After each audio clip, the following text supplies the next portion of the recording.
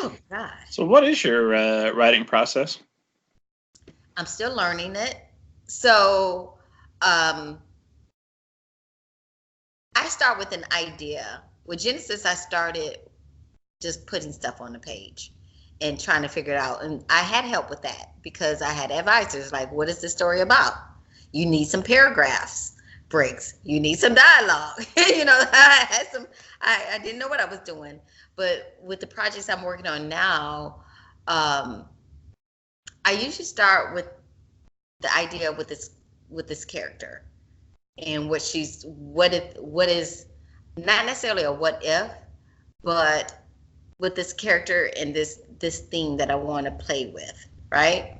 So I draw out what about my antagonist, like what do they want? So like with Genesis, I there were two different things that resonated with me in graduate school. What does a character want, or they'll die? Like, oh, what are they to die for? And I figured that out relatively quickly after I found out what the story is about. Like, she wants to be beautiful, like mom. Like, if she could be beautiful like mom, then dad will love her, and she'll save her family, right? And then It'll cure his alcoholism. It'll then he was like, it'll she be the whole love her. miracle, right? He was like, oh, you're so beautiful that I don't even want to drink again, right? Well, that away. Yeah, I love you. No more for that. It's like that's how I was like, ah, like if I'm beautiful, then it heal the world.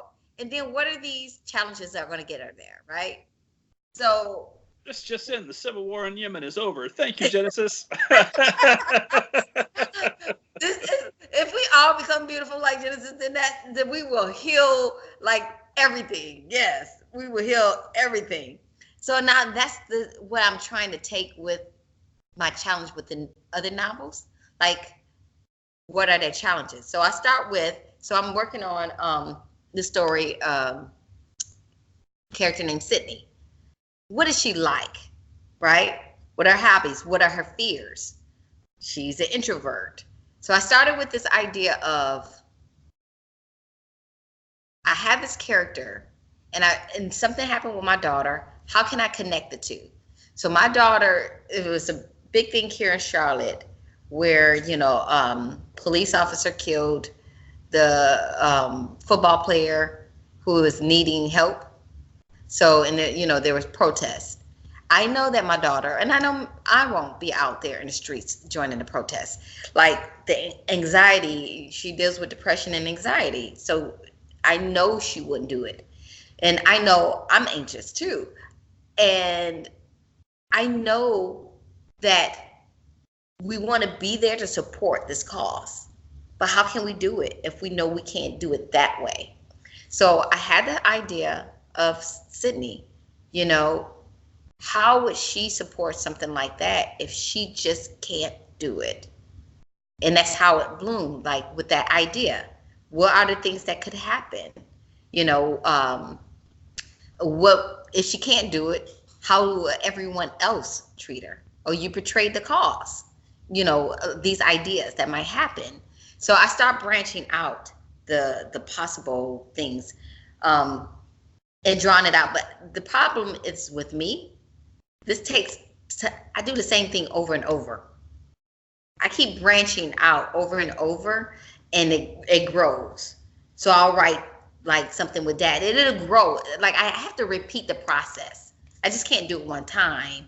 And it'll look the same in every notebook I pick up. Like, isn't this the same process you did over here? Yes, but I'm still thinking about it. I'm still keeping it alive, and I'm still thinking about the different characters and who will stop her from getting to this point of, I need to find my voice, right?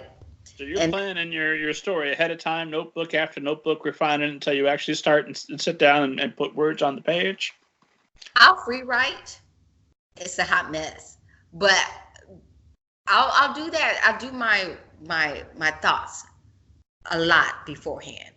And what I'll do is, before I even get to the page, I'll do that, and I'll also do research. So I'm a big on documentaries and everything. So my character, so I had really felt like heavy because I was watching protests, documentaries on protests and different movements and getting from people who are out there and what the feeling is, and so I'm taking that information down too, very much like I did with Genesis. Like, even though like with Sydney, even though I know firsthand what my daughter won't do, or what I won't do because we're anxious, I don't know somebody else who has been in that situation.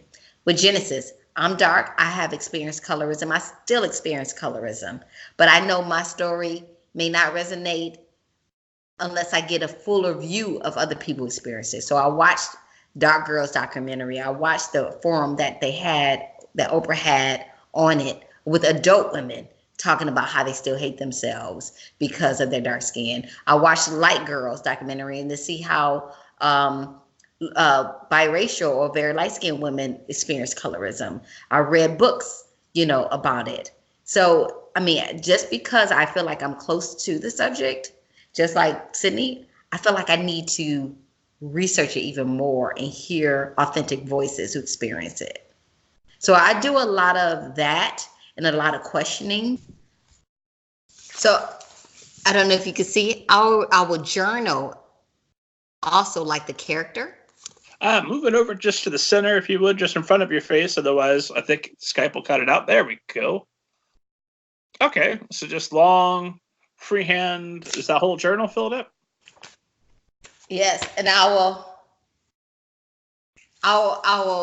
once I start writing like scenes out, I'll go back because sometimes I'll get to a point and I'll just stop. Like, I don't know what happens here. So I'll go back and I'll write all the questions I have for the scenes. It'll help me further develop. It'll help me further develop where I'm going with the story.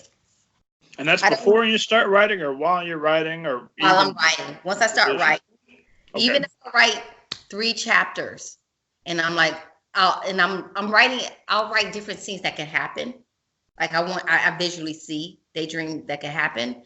I'll write them out, but they may not happen sequentially. So I need to fill in those other dead spaces. So I'll go back to the beginning where I started from and read it and write the questions of, well, why would Dad say that? How would he feel? What made him feel in his childhood that make him feel this way to say that to her? Why is he so controlling? Did he lose something in college? So I'm asking questions on why these characters. For instance, with Genesis, Dad is an alcoholic and a gambler. He just can't be an alcoholic and a gambler for no reason, right? So I will go back. Why is Dad an alcoholic? What happened to him? Oh, his mom was mean to him and told him trifling. But why was his mom mean? His mom experienced colorism. So I had to draw out these backstories. So these questions I asked, well, why is grandma so mean? Just because, and so I would have to draw out these and answer them through when I write. So a lot of that stuff's not going to make it in the book. You just need to know it. Some of it makes it into the book. Mm-hmm. In Genesis, a lot made it into the book. If you spoiler alert. So we know in the book why it's revealed why Dad drinks. Right. And we know why grandma doesn't like Dad. That made it into the book. The whole how her father sold insurance and how he looked down on the blacks who worked in did sharecropping or whatever versus the ones who were light skinned and had a way up, and that's why tradition is, and that still holds true. So we get these glimpses of the backstory through that's revealed, and I think it helped us to understand more of these characters because I know that I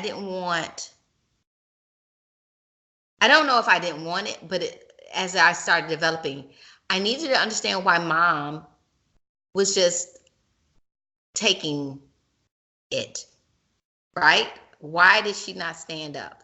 What is she afraid of? Or why is she still with this man? There's a reason why. That was actually the number one hook that kept me reading, was like, what is wrong with this woman? I got to find out. Like, right? And so, but if it's just backstory for me, you would be dissatisfied with that. You would be upset with mom for allowing this. Because so many women stay in relationships that are toxic, that are abusive, that are neglectful. And we're always like, well, why? Like, she can leave. And it's not ever that simple. It may seem simple for mom's reason, like, oh, you could leave, but you're holding on to this feeling what your mom and dad say. But it's not for every woman. It's going to be that simple. So I needed to have a reason for everything. So as I write the next book, I don't know if it'd be edited out, or if I needed to make it, or like maybe Sydney. We need to know why dad is so hard on Sydney. Or why mom is more of a quiet. Oh, I got some parent issues. Like, or where her anxiousness come from and how she deals with it. So some of it may make it, but I do know for me, I have to know. And that's part of the process. Makes me a little bit paranoid in doing like character charts or writing histories, is once I know for a fact that dad graduated from Purdue University, I'm not going to be satisfied until I put that somewhere in the book, whether it matters or not. I spent a lot of time thinking about where dad went to school, so you will know.